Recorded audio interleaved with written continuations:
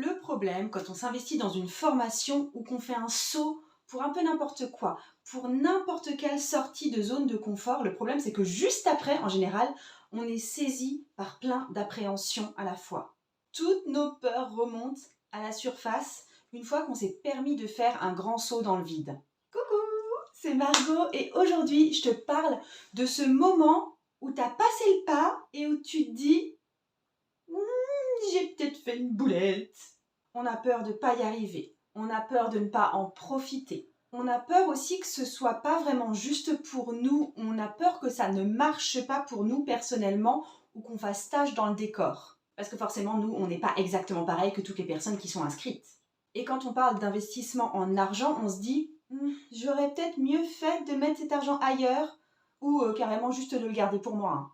Là, je vais te partager une vidéo qui est issue d'un live que j'ai mené avec mon groupe de formation sur l'étoile et la force. Et dans cette vidéo, je te donne 4 questions clés à se poser quand on s'investit dans une formation ou dans quoi que ce soit d'autre. Tu vois, par exemple, un bouquin qui coûte assez cher, une conférence, ou même pour un truc assez léger, du type j'investis dans 2 semaines de vacances dans tel endroit. Parce que parfois, c'est votre attitude et votre ouverture que vous pouvez réajuster pour tirer le plein bénéfice de ce que vous venez d'acheter, de ce qui vous a été proposé et à quoi vous avez souscrit. On va aussi faire un point sur ce qui se passe en nous quand justement on démarre un truc inédit pour nous et dans lequel on a mis de l'argent. Ça peut être désamorcé pour justement faire de ce temps un moment puissant dont tout le monde va profiter. Et puis on va faire enfin un retour sur Opération Chariot. Je ne sais pas si tu as suivi ce mini-programme gratuit qui depuis est terminé. Place à la vidéo.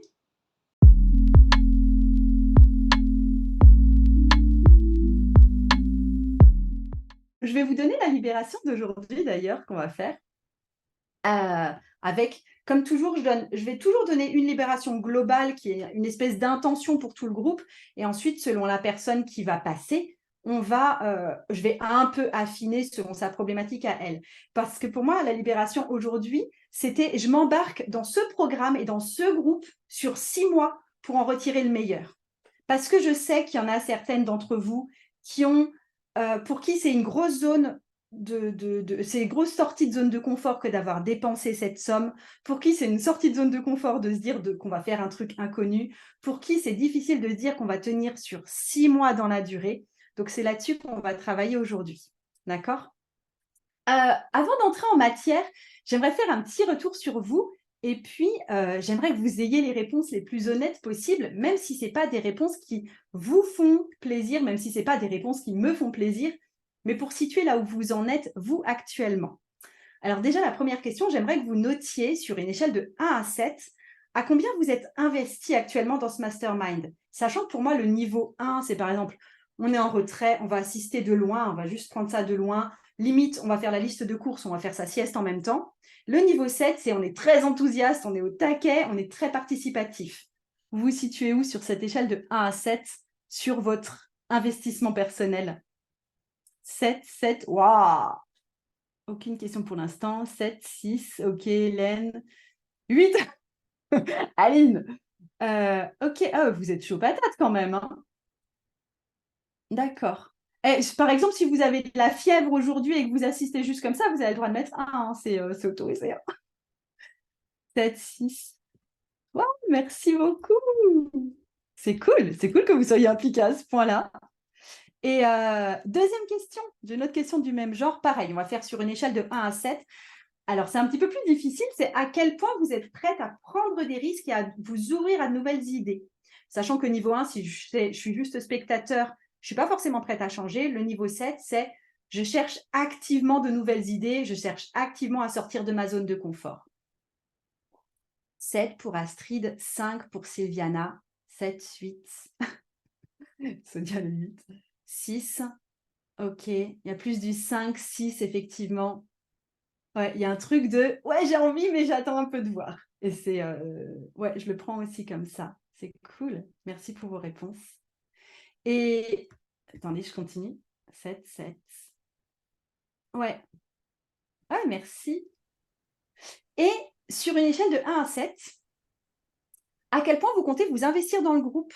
Ça, c'est le niveau 1. C'est honnêtement, si vous aviez juste pu avoir un cours en ligne, vous auriez préféré parce que participer avec les autres, ça ne vous intéresse pas des masses. Ou niveau 7, c'est vous avez vraiment envie de voir que vous avez été bénéfique aussi sur le groupe et que le groupe vous apporte quelque chose.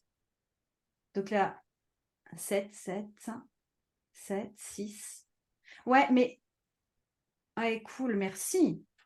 Vous êtes aussi méga participative en fait dans l'idée. Mais effectivement, j'avais été surprise quand j'avais eu les appels avec vous. Il y en avait beaucoup qui m'avaient répondu, enfin qui étaient vraiment très très positifs sur cette idée de groupe. 6,5 malheureux. Ouais, c'est ok, mais pas si quelqu'un t'embête. C'est cool. Et j'ai encore une dernière question. 5, attends. J'avoue, j'ai hésité avec 6,5. Mais oui, vous avez le droit de mettre 6,5. Ouais. Seule, j'y arrive pas. Ouais, je comprends, Johanna. Vous savez, vous avez, suite à la vidéo du cours, vous avez posé une intention pour vous-même. À quel point vous vous sentez déjà aligné à cette intention, pardon, de 1 à 7. À quel point vous vous sentez déjà capable d'y être ou capable de faire la route.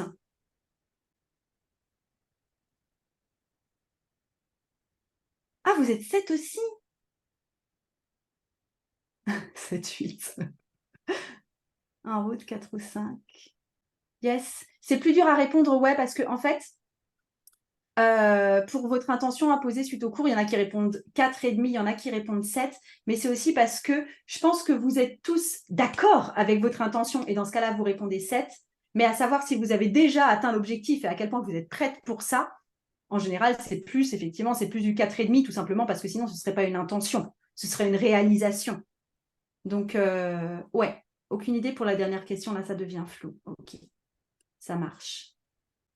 J'ai eu du mal à poser une intention. J'en ai plusieurs, donc du mal à répondre. Ouais, en fait, juste pour cette histoire de poser ces intentions, qui est vraiment... Je pense que vous avez compris que dans l'Étoile et la Force, pour celles qui ont fait Opération Chariot, on retrouve le truc du cavalier d'épée, celui qui voit loin et qui a une grande vision, ça va plutôt être la force, et celui qui arrive à faire les petites actions, qui est plutôt page de bâton, c'est plutôt la force. Et en fait, pour les personnes qui ont du mal à définir un seul objectif ou qui ont du mal à définir des objectifs tout court, ils ont vraiment besoin de l'aide de l'étoile. Et ça, on le verra. Alors, la prochaine semaine de cours, non, ce ne sera pas encore ça. Je vais vous ouvrir à l'amour d'abord. Il va falloir ouvrir son cœur avant tout. Mais c'est la semaine d'ensuite qu'on va vraiment, donc la semaine 5, où on va vraiment cibler sur vos objectifs, je vais vous apprendre à les poser, on va aller voir précisément ce qu'il faut choisir pour vous. Et la semaine encore suivante, on va vraiment faire le passage de passer à l'action et fluidifier ce passage à l'action qui est tellement compliqué pour certaines d'entre vous. Opération Chariot m'a permis de définir ce qui m'était nécessaire et d'harmoniser pour entamer ce mastermind. Oui, mais c'était le but, hein, c'était que l'opération Chariot soit une préparation pour celle qui allait venir ici. Hein. Astrid, tu me dis, ouais, vraiment top, Opération Chariot, merci encore Margot. Ouais, j'ai pris vraiment du plaisir à le faire, ce truc, à le créer. C'était vraiment très, très sympa. Anaïk, c'est vrai, ça a débloqué déjà des choses, Opération Chariot. Oui, oui, ça ne m'étonne pas. Mais donc voilà, vous êtes engagé sur un groupe pour 6 mois et je sais qu'il y aura des fois des sentiments négatifs ou des incompréhensions ou bien des appréhensions sur le déroulé des choses, etc. Et je pense que toutes ces peurs ou ces appréhensions ou ces incompréhensions, ça doit être dit, ça ne doit pas être forcément dissimulé parce que souvent, c'est des choses qui peuvent se désamorcer extrêmement vite. Et je trouve ça normal, en fait, sur un parcours de 6 mois, de temps en temps, de vivre des périodes de découragement, des envies d'abandon. Enfin, je pense que ça arrive juste à tout le monde. Et des fois, quand on voit que c'est un peu confrontant, d'avoir aussi cette envie de fuir, cette peur de venir au prochain rendez-vous parce qu'on se dit « Oh mon Dieu, c'est le point sur lequel je dois travailler et alors peut-être que je vais proposer pour une libération énergétique. » Et en fait, j'ai super peur que ce soit moi en même temps. Et j'aimerais bien que ce soit pas moi, mais en même temps, c'est pour ça que je suis là. Donc, que faire? Et du coup, je ne viens pas. C'est bien possible que ça vous arrive, d'accord? Et on a tous vécu ce genre de choses. Enfin, je veux dire, pour tout ce qui est relativement long, on peut le vivre. Et tout ce qui est un peu challengeant émotionnellement aussi. Et aussi, ce que j'ai tendance à dire, c'est que, et à voir, c'est que quand on est en groupe comme ça, c'est des fois un peu une forme de laboratoire social. Et vous avez le droit de faire des essais. Si par exemple, vous n'osez pas prendre le risque dans votre vie intime de prendre la parole quand vous voulez, vous pouvez faire ces tests-là sur le groupe sans que ce soit très grave. parce que finalement, c'est pas grave.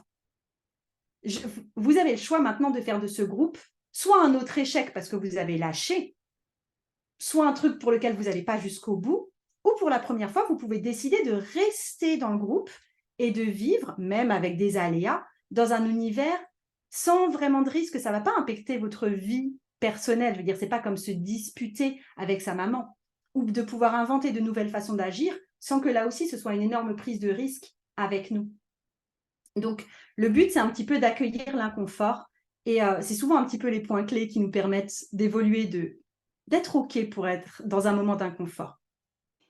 Voilà, j'espère que ces idées te sont utiles, que ça t'a inspiré et que ça t'aide aussi à aller vers plus de confiance vers ce qui, toi, te fait envie.